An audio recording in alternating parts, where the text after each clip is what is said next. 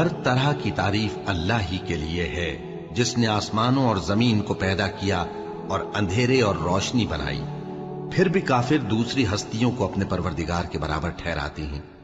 وہی تو ہے جس نے تم کو مٹی سے پیدا کیا، پھر مرنے کا ایک وقت مقرر کر دیا اور ایک مدت اس کے ہاں اور مقرر ہے، پھر بھی تمہیں کافروں اس بارے میں شک کرتے ہو۔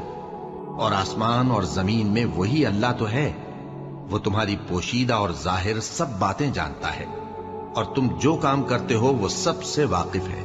اور اللہ کی نشانیوں میں سے کوئی نشانی ان لوگوں کے پاس نہیں آتی مگر یہ اس سے منہ پھیر لیتے ہیں۔